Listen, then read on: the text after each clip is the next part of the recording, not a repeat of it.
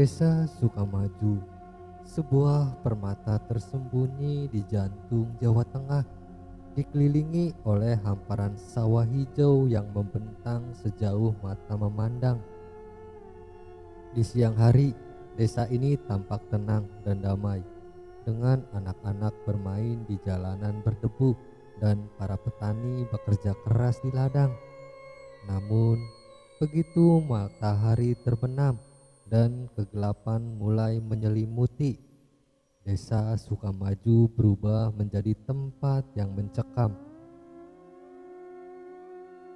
Di balik keindahan alamnya, desa ini menyimpan sebuah rahasia kelam, sebuah legenda yang diceritakan dari generasi ke generasi tentang seorang dukun sakti bernama Ki Ageng Bronto. Dukun itu dikenal karena kesaktian yang luar biasa, namun juga karena keserakahannya yang tak terbatas. Ia menggunakan ilmu hitamnya untuk menindas warga desa, merampas harta benda mereka, dan bahkan merenggut nyawa mereka yang menentangnya. Namun, kesaktian Ki Ageng Bronto tidak abadi. Suatu malam, seorang pemuda pemberani bernama Raden Arya, ya, kakek buyutku, berhasil mengalahkan sang dukun dalam sebuah pertarungan sengit dengan menggunakan pusaka keris yang diwariskan oleh leluhurnya. Raden Arya menusuk jantung Ki Ageng Bronto, mengakhiri kekuasaan jahatnya. Sebelum menghembuskan napas terakhir, Ki Ageng Bronto mengutuk Raden Arya dan seluruh keturunannya. Kalian akan merasakan pembalasanku. Arwahku akan gentayangan dan menghantui kalian sampai akhir zaman. Di sisi lain, waktu berlalu dan legenda Ki Ageng Bronto mulai dilupakan. Desa Sukamaju kembali hidup dalam kedamaian. Namun, kutukan sang dukun tidak pernah benar-benar hilang. Setiap beberapa generasi, arwah Ki Ageng Bronto kembali bangkit dari kubur, menjelma menjadi pocong yang menakutkan dan meneror desa untuk mencari balas dendam. Di tahun 2026, aku, Arya, seorang mahasiswa yang skeptis dan rasional, tidak pernah percaya dengan legenda itu. Bagiku, itu hanya cerita-cerita kosong yang dibuat-buat oleh orang-orang tua di desa. Namun, liburan semester kali ini akan mengubah segalanya. Kedatanganku ke desa Sukamaju bertepatan dengan bangkitnya kembali arwah Ki Ageng Bronto, dan kali ini keluargaku menjadi target utama dari teror pocong itu. Aku harus menghadapi kenyataan pahit bahwa legenda itu benar-benar nyata. Aku harus melindungi keluargaku dari ancaman yang mengerikan ini. Tapi bagaimana caranya? Aku hanyalah seorang mahasiswa biasa, tidak memiliki ilmu bela diri atau kekuatan magic. Mampukah aku mengalahkan teror pocong yang haus darah itu? Desa Sukamaju telah memanggilku pulang, dan aku tahu petualangan mengerikan ini baru saja dimulai. Assalamualaikum warahmatullahi wabarakatuh. Kembali lagi bersama kami di Kreator Amatir. Kali ini kita akan kembali membacakan sebuah cerita yang berjudul Teror Kain Kapan. Sebelum kita masuk ke ceritanya, seperti biasa, saya mohon dukungannya kepada teman-teman semua untuk membantu mengembangkan channel ini. Dan kita sambung saja langsung ke ceritanya. Desiran angin malam menyambutku saat bis yang kutumpangi akhirnya berhenti di depan gapura desa Selamat Datang di Desa Sukamaju. Tulisan itu menyambutku dengan aksara yang tampak usang, seolah sudah lama tidak diperbaharui. Aku bernama Arya, seorang mahasiswa semester 5 yang lebih betah berkutat dengan buku dan tugas kuliah daripada menghirup udara segar pedesaan. Akhirnya kembali ke kampung halaman untuk liburan semester yang seharusnya damai. Begitu turun dari bis, aroma tanah basah dan dedaunan yang lembab langsung menyerbu indera penciumanku. Aroma yang selalu kurindukan, aroma yang tidak akan pernah kutemukan di tengah hiruk-pikuk kota metropolitan. Aku menarik napas dalam-dalam, mencoba mengisi paru-paruku dengan udara segar sebanyak mungkin. Arya anak lanang, sebuah suara berat mengagetkanku. Aku menoleh dan mendapati Pak Kades berdiri di dekatku. Senyumnya lebar, memperlihatkan giginya yang mulai ompong. Lama tidak kelihatan, semakin tinggi saja kamu ini. Sudah jadi orang kota ya.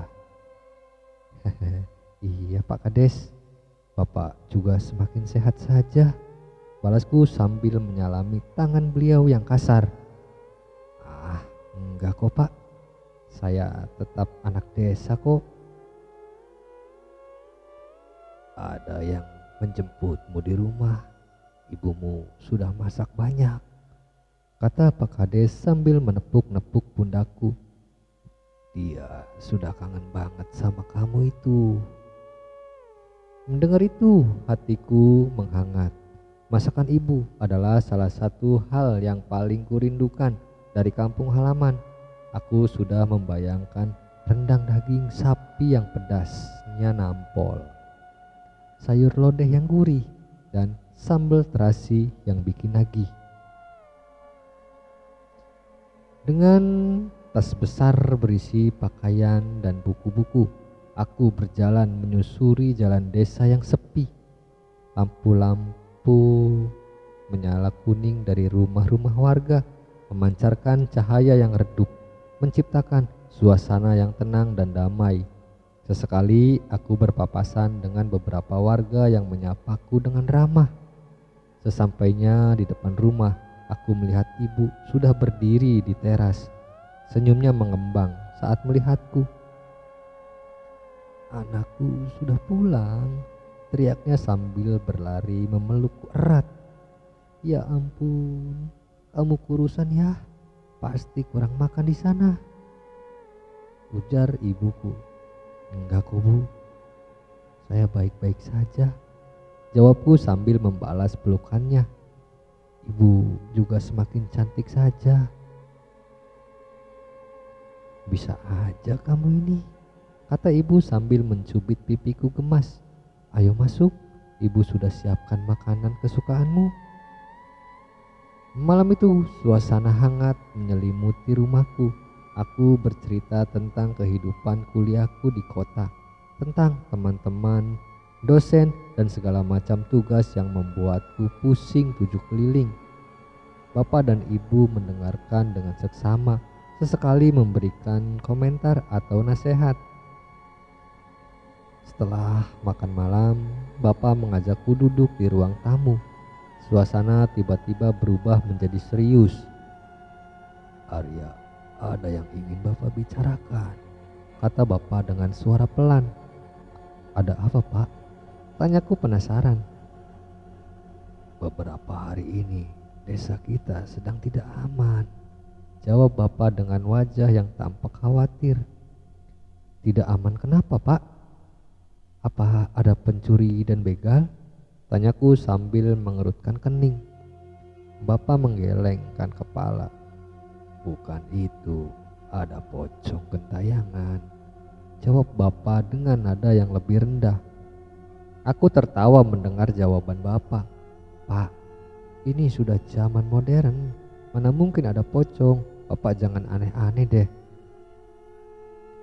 Kamu jangan meremehkan Arya, timpal ibu dengan nada serius. Sudah ada beberapa warga yang melihatnya langsung, bahkan ada yang sampai sakit karena ketakutan. Iya Arya, Bapak juga dengar cerita dari Pak Kades. Katanya pocong itu sering muncul di dekat kuburan lama, tambah Bapak. Aku hanya menggelengkan kepala. Bagiku Itu hanya mitos yang dibuat-buat oleh orang-orang tua di desa. Mungkin mereka hanya terlalu lelah bekerja di ladang sehingga berhalusinasi melihat pocong. Sudahlah Pak, Bu, saya capek, mau istirahat dulu, kataku sambil beranjak dari dudukku. Besok kita bicarakan lagi. Aku berjalan menuju kamarku dengan perasaan lemah. Di satu sisi, aku merasa kasihan kepada bapak dan ibu yang tampak begitu khawatir. Di sisi lain, aku merasa geli dengan kepercayaan mereka terhadap hal-hal mistis seperti pocong. Sudahlah. Mungkin aku hanya perlu tidur nyenyak untuk menghilangkan rasa lelah ini, gumamku sambil merebahkan diri di tempat tidur. Namun, tanpa aku sadari, malam itu adalah awal dari ketakutan terburuk dalam hidupku.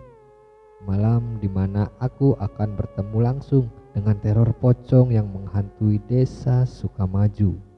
Malam itu, aku tidur dengan gelisah. Kata-kata bapak dan ibu tentang pocong gentayangan terus berputar-putar di kepalaku. Meskipun aku berusaha untuk tidak mempercayainya, tetap saja ada sedikit rasa takut yang menyelinap masuk ke dalam hatiku. Aku bermimpi buruk. Dalam mimpiku, aku berada di sebuah kuburan tua yang gelap dan menyeramkan. Di sekelilingku, nisan-nisan berlumut berdiri tegak seperti hantu yang membisu. Tiba-tiba di dalam salah satu kuburan muncul sesosok makhluk putih yang dibungkus dengan kain kapan. Ya, itu pocong. Pocong itu melompat-lompat mendekatiku. Wajahnya pucat pasi dengan mata merah menyala. Bau busuk menyengat hidungku. Aku berusaha untuk lari, tapi kakiku terasa berat dan sulit digerakkan. Pocong itu semakin dekat hingga akhirnya aku terbangun dengan napas terengah-engah. Jantungku berdegup kencang seperti genderang perang. Keringat dingin membasahi seluruh tubuhku. Aku melihat jam dinding menunjukkan pukul 2 dini hari pagi. Hanya mimpi, gumamku mencoba menenangkan diri. Itu hanya mimpi buruk. Aku bangkit dari tempat tidur dan berjalan menuju jendela. Bulan purnama bersinar terang di langit malam, menerangi desa dengan cahaya keperakan. Suasana di luar tampak tenang dan damai. Tidak ada tanda-tanda keberadaan pocong. Mungkin bapak dan ibu benar. Mungkin pocong itu memang hanya mitos, pikirku sambil menghela napas lega. Namun ketenanganku tidak berlangsung lama. Tiba-tiba aku mendengar suara aneh dari luar rumah. Suara seperti orang menangis, tapi terdengar sangat seram dan menyayat hati. Aku mengintip dari jendela. Betapa terkejutnya aku melihat sesosok makhluk putih berdiri di bawah pohon mangga di depan rumah. Sosok itu tinggi, dibungkus kain kapan, dan wajahnya pucat pasi dengan mata merah menyala. Pocong? Jantungku kembali berdegup kencang. Aku tidak percaya dengan apa yang kulihat. Sosok itu benar-benar ada di depan rumahku. Pocong itu menatap ke arahku, lalu melompat-lompat mendekati jendela. Aku berteriak ketakutan dan berlari menuju kamar bapak dan ibu. Pak, Bu, ada pocong di depan rumah, teriakku sambil mengguncang-guncang tubuh mereka. Bapak langsung terbangun dan meraih golok yang selalu disimpannya di bawah tempat tidur. Ibu membaca doa-doa dengan suara gemetar. Kami bertiga keluar rumah dengan perasaan was-was. Namun ketika kami sampai di depan rumah, sosok pocong itu sudah tidak ada. Hanya ada angin malam yang berhembus sepoi-sepoi dan suara jangkrik yang bersahutan. Kamu pasti salah lihat, Arya, kata bapak mencoba menenangkan. Mungkin kamu masih terpengaruh mimpi burukmu. Tidak, Pak. Saya melihatnya sendiri. Pocong itu benar-benar ada di depan rumah. Jawabku bersikeras. Saya tidak mungkin salah lihat. Sudahlah Arya, mungkin pocong itu sudah pergi, kata ibu sambil menarik tanganku masuk ke dalam rumah. Sebaiknya kita tidur lagi. Besok pagi kita bicarakan lagi. Malam itu kami tidur dengan perasaan tidak tenang. Aku tidak bisa memejamkan mata, terus memikirkan tentang penampakan pocong yang kulihat di depan rumah. Apakah ini hanya awal dari teror yang lebih mengerikan? Sejak malam itu, kejadian-kejadian aneh mulai sering terjadi di desa.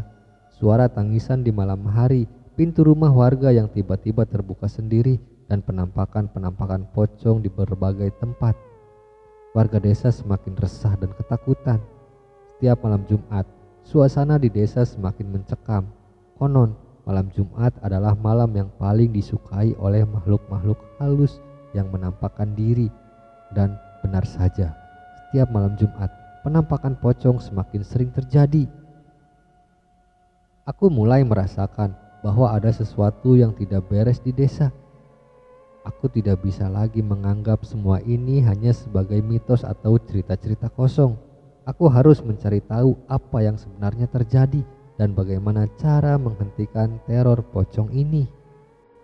Di sisi lain, setelah beberapa hari dihantui teror pocong, aku memutuskan untuk tidak tinggal diam. Aku harus mencari tahu asal-usul pocong itu dan mengapa ia meneror desa kami. Aku mulai bertanya kepada para sesepuh desa, berharap mereka tahu sesuatu tentang legenda pocong tersebut. Dulu sekali ada seorang dukun sakti bernama Ki Ageng Bronto, kata Mbah Marto, salah satu sesepuh desa yang paling dihormati. Dia punya ilmu yang tinggi, tapi dia gunakan untuk hal-hal yang jahat. Mbah Marto bercerita bahwa Ki Ageng Bronto adalah seorang dukun yang tamak dan kejam. Ia sering meminta tumbal kepada warga desa untuk memperkuat ilmunya. Siapa saja yang menantangnya akan celaka. Tapi akhirnya ada seorang pemuda yang berani melawan Ki Ageng Bronto. Lanjut Mbah Marto, dia adalah kakek buyutmu sendiri, yaitu Raden Arya. Aku terkejut mendengar nama kakek buyutku disebut, Raden Arya. Apa yang dia lakukan? Tanyaku penasaran. Raden Arya punya ilmu bela diri yang tinggi dan hati yang bersih. Dia tidak tahan melihat Ki Ageng Bronto menindas warga desa, jawab Mbah Marto. Akhirnya Raden Arya menantang Ki Ageng Bronto untuk bertarung. Pertarungan itu sangat sengit, tapi akhirnya Raden Arya berhasil mengalahkan Ki Ageng Bronto. Lalu, apa hubungannya dengan pocong yang sekarang? Tanyaku. Konon, sebelum meninggal, Ki Ageng Bronto mengutuk Raden Arya dan seluruh keturunannya, jawab Mbah Marto. Dia bilang awalnya akan gentayangan dan membalas dendam kepada mereka. Aku merinding mendengar cerita Mbah Marto. Jadi, pocong yang meneror desa kami adalah arwah Ki Ageng Bronto yang ingin membalas dendam kepada keturunan Raden Arya. Dan aku sebagai salah satu keturunan Raden Arya menjadi target utama dari teror pocong tersebut. Apa ada cara untuk menghentikan teror pocong ini? Tanyaku kepada Mbah Marto. Ada, jawab Mbah Marto. Tapi caranya tidak mudah. Kamu harus mencari pusaka keris yang dulu digunakan Raden Arya untuk mengalahkan Ki Ageng Bronto. Keris itu punya kekuatan untuk mengusir arwah jahat. Di mana saya bisa menemukan keris itu? Tanyaku. Keris itu disembunyikan di suatu tempat di desa ini, jawab Mbah Marto. Tapi hanya orang yang punya hati bersih dan niat baik yang bisa menemukannya. Aku bertekad untuk mencari pusaka keris tersebut. Aku tidak ingin keluargaku dan warga desa terus dihantui teror pocong. Aku akan melakukan apa saja untuk menghentikan arwah Ki Ageng Bronto. Aku mulai mencari petunjuk tentang keberadaan keris tersebut. Aku bertanya kepada warga desa, membaca buku-buku kuno, dan menjelajahi tempat-tempat yang dianggap keramat. Suatu hari, aku menemukan sebuah petunjuk di dalam sebuah buku tua yang tersimpan di perpustakaan desa. Petunjuk itu berupa sebuah teka-teki yang berbunyi, di antara dua pohon kembar, di bawah batu yang berlumut, di sanalah pusaka itu tersembunyi. Aku berpikir keras untuk memecahkan teka-teki tersebut. Di mana ada pohon kembar di desa ini, dan di mana ada batu yang berlumut di dekatnya. Setelah bertanya kepada beberapa warga desa, aku akhirnya menemukan tempat yang sesuai dengan teka-teki tersebut. Tempat itu adalah sebuah hutan kecil di dekat kuburan lama. Di dalam hutan itu ada dua pohon kembar yang tumbuh berdampingan, dan di bawah salah satu pohon itu ada sebuah batu besar yang berlumut. Dengan jantung berdebar-debar, aku mendekati batu tersebut dan mencoba mengangkatnya. Batu itu sangat berat, tapi dengan sekuat tenaga aku berhasil mengangkatnya. Di bawah batu itu, aku menemukan sebuah kotak kayu yang sudah lapuk. Aku membuka kotak itu dan menemukan sebuah keris berukir indah.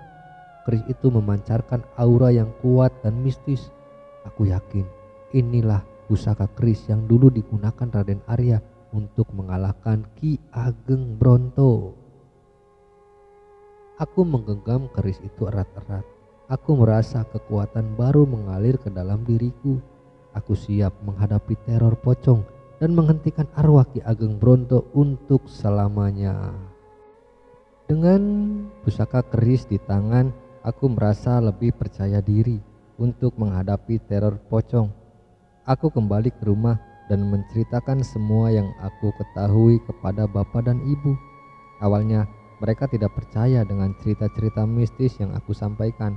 Namun setelah melihat keris pusaka yang aku temukan, mereka akhirnya percaya bahwa semua ini bukan hanya sekedar mitos. Arya, kamu yakin bisa melakukan ini? Tanya bapak dengan nada khawatir. Pocong itu sudah sangat kuat. Bapak tidak ingin kamu celaka. Bapak tenang saja, saya akan berhati-hati, jawabku dengan yakin. Saya tidak akan membiarkan pocong itu terus meneror kita. Di sisi lain, malam itu aku memutuskan untuk berjaga di depan rumah. Aku ingin menunggu pocong itu datang dan menghadapinya secara langsung. Bapak dan ibu juga ikut berjaga di dalam rumah, siap membantu jika terjadi sesuatu. Langit malam tampak cerah dengan bulan purnama yang bersinar terang. Suasana di desa terasa sepi dan sunyi. Hanya ada suara jangkrik dan burung hantu yang memecah kesunyian malam. Tepat tengah malam, aku merasakan hawa dingin yang menusuk tulang. Bulu kuduku berdiri. Aku tahu pocong itu sudah datang. Dari kejauhan, aku melihat sosok makhluk putih melompat-lompat mendekatiku. Sosok itu semakin dekat, hingga akhirnya berdiri tepat di hadapanku. Pocong itu. Wajah pocong itu tampak lebih menyeramkan dari sebelumnya. Matanya merah menyala dengan tatapan penuh kebencian. Bau busuk menyengat hidungku. Kamu tidak akan bisa mengalahkanku, Arya. Suara pocong itu terdengar serak dan mengerikan. Aku akan membalas dendam kepada seluruh keturunan Raden Arya. Kamu salah, Ki Ageng Bronto, jawabku dengan berani. Aku tidak takut padamu. Aku akan menghentikanmu untuk selamanya. Aku menghunuskan keris pusaka dan mengarahkan ke pocong itu. Pocong itu terkejut melihat keris tersebut. Ia tahu keris itu adalah senjata yang bisa mengalahkannya. Keris itu dari mana kamu mendapatkannya? Tanya pocong itu dengan nada gemetar. Keris ini adalah pusaka yang dulu digunakan kakek buyutku untuk mengalahkanmu, jawabku. Dan sekarang aku akan menggunakannya untuk mengusirmu kembali ke alammu. Pocong itu menyerangku dengan cepat. Ia melompat-lompat dan mencoba mencakarku dengan kuku-kukunya yang panjang dan tajam. Aku menghindar dengan lincah dan mencoba menyerangnya balik dengan keris pusaka. Pertarungan sengit terjadi antara aku dan pocong itu. Pocong itu sangat kuat dan lincah. Tapi aku tidak menyerah. Aku terus menghindar dan menyerang dengan keris pusaka. Setiap kali keris pusaka mengenai tubuh pocong itu, ia menjerit kesakitan. Aura keris itu membakar tubuhnya dan membuatnya semakin lemah. Setelah beberapa saat bertarung, aku berhasil menemukan celah dalam pertahanan pocong itu. Aku menusukkan keris pusaka tepat di jantungnya. Pocong itu menjerit kesakitan yang sangat keras. Tubuhnya bergetar hebat dan mengeluarkan asap hitam. Perlahan-lahan, tubuh pocong itu mulai menghilang menjadi abu. Akhirnya, pocong itu benar-benar lenyap. Aku berhasil mengalahkan arwah Ki Ageng Bronto dan menghentikan terornya untuk selamanya. Aku terjatuh lemas di tanah. Tubuhku terasa sakit dan lelah, tapi hatiku merasa lega dan bahagia. Aku telah berhasil melindungi keluargaku dan warga desa dari ancaman yang mengerikan. Bapak dan ibu keluar dari rumah dan menghampiriku. Mereka memelukku erat-erat dan mengucapkan terima kasih. "Kamu hebat, Arya," kata bapak dengan bangga. "Kamu telah membuktikan bahwa kamu adalah keturunan Raden Arya yang pemberani." Malam itu kami tidur dengan nyenyak. Tidak ada lagi suara tangisan atau penampakan pocong yang mengganggu. Desa Sukamaju kembali aman dan tentram. Kita masuk ke epilog. Matahari pagi menyelimuti desa Sukamaju dengan hangat. Burung-burung berkicau riang menyambut hari baru yang penuh harapan. Aku berdiri di depan rumah, menghirup udara segar pedesaan yang menenangkan. Setelah kejadian mengerikan yang menimpa desa kami, kehidupan kembali berjalan normal. Warga desa kembali beraktivitas seperti biasa, bekerja di ladang, berdagang di pasar, dan bermain bersama anak-anak. Tidak ada lagi rasa takut dan khawatir yang menghantui mereka. Aku merasa lega dan bahagia melihat kedamaian kembali menyelimuti desa Sukamaju. Aku tahu aku telah melakukan sesuatu yang benar. Aku telah melindungi keluargaku dan warga desa dari ancaman yang mengerikan. Beberapa hari kemudian, aku kembali ke kota untuk melanjutkan kuliahku. Sebelum berangkat, aku berpamitan kepada bapak dan ibu. Mereka memelukku erat-erat dan mengucapkan terima kasih sekali lagi. "Arya, bapak bangga sama kamu," kata bapak sambil menepuk-nepuk pundakku. "Kamu sudah menjadi laki-laki sejati." "Iya nak, ibu juga bangga sama kamu," timpal ibu sambil mengusap air mata haru. "Jaga diri baik-baik ya di sana." Aku berjanji kepada bapak dan ibu akan selalu menjaga diri baik-baik dan sering-sering pulang ke desa. Aku tahu keluargaku adalah harta yang paling berharga dalam hidupku. Sebelum meninggalkan desa, aku menyempatkan diri untuk mengunjungi Mbah Marto. Aku ingin mengucapkan terima kasih kepadanya karena telah memberiku petunjuk tentang cara mengalahkan pocong itu. "Mbah, saya mau mengucapkan terima kasih atas bantuannya," kataku kepada Mbah Marto. "Tanpa bantuan Mbah, saya tidak tahu apa yang akan terjadi." "Sama-sama Arya," jawab Mbah Marto sambil tersenyum. "Kamu sudah melakukan tugasmu dengan baik. Kamu sudah membuktikan bahwa kamu adalah keturunan Raden Arya yang pemberani." "Mbah, apa mungkin pocong itu akan kembali lagi?" tanyaku. "Tidak ada yang tahu pasti," jawab Mbah Marto. "Tapi selama kamu dan keturunanmu terus menjaga hati dan pikiran tetap bersih, arwah jahat itu tidak akan bisa mengganggu kalian." Aku mengangguk mengerti. Aku tahu menjaga hati dan pikiran tetap bersih adalah kunci untuk menjaga kedamaian dan kebahagiaan dalam hidup. Aku meninggalkan desa Sukamaju dengan hati yang penuh harapan. Aku tahu masa depan akan penuh dengan tantangan dan rintangan, tapi aku siap menghadapinya dengan berani dan percaya diri. Aku juga tahu, aku tidak akan pernah melupakan pengalaman mengerikan yang aku alami di desa itu. Pengalaman itu telah mengubahku menjadi orang yang lebih kuat dan bijaksana. Desa Sukamaju akan selalu menjadi bagian dari diriku. Desa itu adalah tempat di mana aku dilahirkan, dibesarkan, dan belajar tentang arti kehidupan. Dan yang terpenting, desa itu adalah tempat di mana aku menemukan keberanian untuk menghadapi ketakutan dan melindungi orang-orang yang aku cintai. Tamat. Terima kasih untuk teman-teman semua yang sudah mendengarkan kisah ini.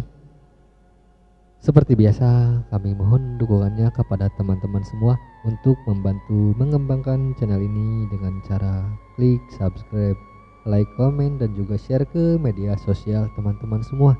Dan di hari Rabu dan hari Minggu kita juga upload membacakan sebuah komik zaman dulu, yaitu Petruk dan Gareng. Sekali lagi saya ucapkan banyak-banyak terima kasih. Wabillahi taufiq wal hidayah. Wassalamualaikum warahmatullahi wabarakatuh.